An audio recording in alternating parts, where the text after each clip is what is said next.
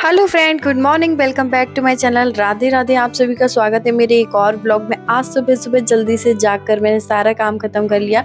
नहा धोकर आई थी तब तक गेट पर दस्तक हुई। मुझे लगा कोई आया है। जब गेट खोला तो देखा रूबी और डुग्गू आए हैं, क्योंकि डुग्गू के वेकेशन स्टार्ट हो गए हैं तो वो खेलने आया है अपनी बहनों के साथ में। उसके बाद चली गई थी मैं भोले बाबा के दर्शन करने के लिए। सुबह सुबह उठ के नहा धो के मैं सबसे पहले भोले बाबा के दर्शन करती हूँ। तो यहाँ पर उन्होंने जल अर्पण किया। उसके बाद फिर मेरे ही मिनी गार्डन में बहुत सुंदर सुंदर फूल लग रहे हैं आजकल, तो मैं डेली यहीं से फूलों को तोड़कर भोले बाबा को अर्पण कर देती हूँ। इस फूल की खुशबू बहुत ही अच्छी है, एकदम चमेली जैसी। तो आप लोग देख सकते हो, मोंगरा जैसा पेड़ है, बहुत ही सुंदर खुशबू आती है। इसके बाद मैंने भोले बाबा को तैयार कर दिया था, उनके दर्शन किए, आरती पूजन किया। उसके बाद मैं जाती हूँ सूर्य भगवान को जल अर्पण करने के लिए। सुबह सुबह सूर्य भगवान को जल देने से आपकी सारी समस्याओं का हल होता है। मैं आज से कम 10 से 12 साल हो गए मैं डेली सूर्य भगवान को जल अर्पण करती हूँ। उसके बाद आ गई थी किचन में। बच्चे लोग आए थे तो दाल चावल बनना स्वाभाविक है, क्योंकि बच्चों को दाल चावल के अलावा कुछ अच्छा नहीं लगता। तो यहाँ पर मैंने अरहर की दाल को भिगो के रख दिया था। दाल चढ़ाते समय मैं सिर्फ नमक डालती हूँ और कुछ भी नहीं डालती हूँ। उसके बाद जब वो पक जाती है तब मैं उसमें मसाले डालती हूँ और टमाटर वगैरह डाल के उबाल लगा देती हूँ। इससे दाल बहुत टेस्टी बनती है और कुकर भी बिगड़ता नहीं है। इसके बाद मैंने तड़के के लिए सारा सामान कट कर लिया था। मेरे घर पे 2 तरह की दाल बनती है। एक प्लेन दाल जो पापा खाते हैं बिना लहसुन प्याज की, और दूसरी दाल तड़का बनता है। तो यहाँ पर उसके बाद मैंने चावलों को भिगो दिया था, क्योंकि चावल को थोड़ी देर भिगो दो तो बहुत जल्दी खिले खिले और अच्छे चावल बन जाते हैं। इससे टाइम की बचत हो जाती है। तो आप लोग भी इस हैक को ट्राई कर सकते हैं। अगर आप जल्दी में हो तो चावलों को थोड़ी देर के लिए भिगो कर रख दें। मैं भगोनी में ही चावल बना रही हूँ, क्योंकि कुकर में मैंने दाल चढ़ा रखी है और काफ़ी देर हो रही थी। उसके बीच में मैंने यहाँ पर तड़का भी बनाना रेडी कर दिया है। मैं आपको एक सच बात बताती हूँ, शादी के पहले मैंने कभी खाना नहीं बनाया था। अभी ही मैंने यहाँ आकर सब कुछ सीखा है और मैं जो भी बनाती हूँ अच्छा बन जाता है भोले बाबा की कृपा से। तो मोरल ऑफ द स्टोरी ये है कि आपने शादी से पहले काम किया हो या ना, लेकिन आप शादी के बाद खाना बनाना अच्छा से सीख लीजिए, जिससे आपके पति, बच्चे और घर वाले खुश हो जाएं। क्योंकि खुशियों का रास्ता पेट से होकर जाता है। अगर पेट खुश है तो मन खुश होता है और सब कुछ अच्छा अच्छा होता है। यहाँ पर बच्चों के लिए मैंने पूड़ियाँ बनाई थी नमक वाली दही के साथ। तो उन बच्चों को मैं खिला रही थी। डुग्गू को खाने का मन नहीं था, परी ने भी नहीं खाया। उसके बाद मेरी दाल रेडी हो चुकी थी, आप लोग देख सकते हो। बहुत ही अच्छी खुशबू आ रही थी, क्योंकि मैंने इसमें कसूरी मेथी डाली थी। इसके बाद मैंने रोटियां बनाना स्टार्ट कर दिया था। खाना मेरा ऑलमोस्ट बन चुका था, सब लोग खा चुके थे, मैं और रूबी रह गए थे। तो यहाँ पर मैं अपने लिए थाली लगा रही थी।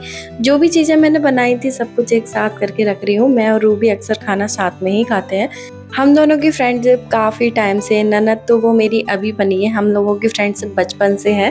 तो यहाँ पर मेरी थाली रेडी हो चुकी थी। तो फ्रेंड्स, आज मेरे लंच की थाली में थे दाल चावल रोटी सब्जी, और फरी आलू की सब्जी थी, करेले की सब्जी थी, साथ में थी अमिया वाली लौंजी जो बहुत ही टेस्टी लगती है।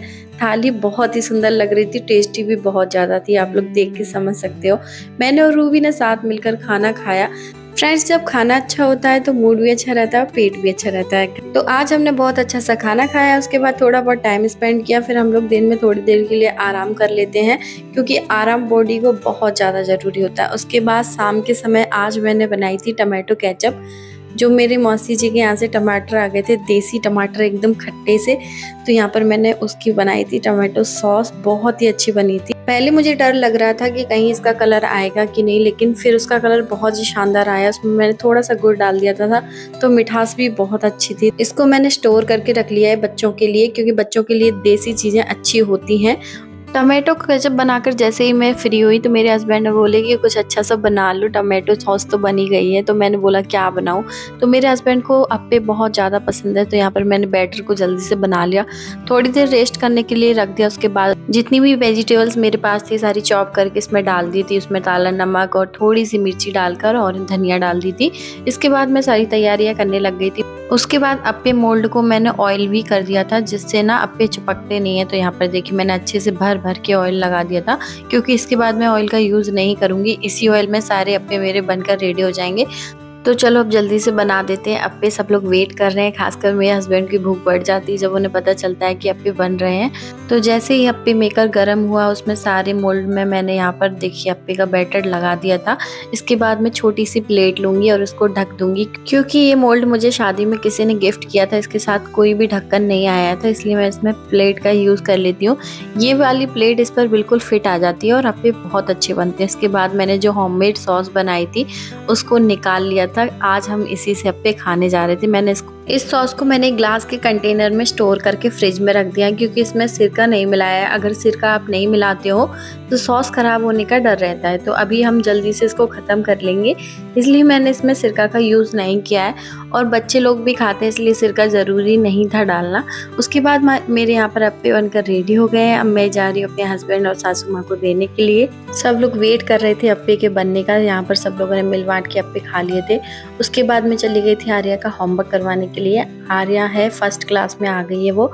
तो उसके स्कूल में कर्सिव राइटिंग सिखाई जाती है, इसलिए हम उसे छुट्टियों में सबसे अच्छी राइटिंग बनाना सिखा रहे हैं।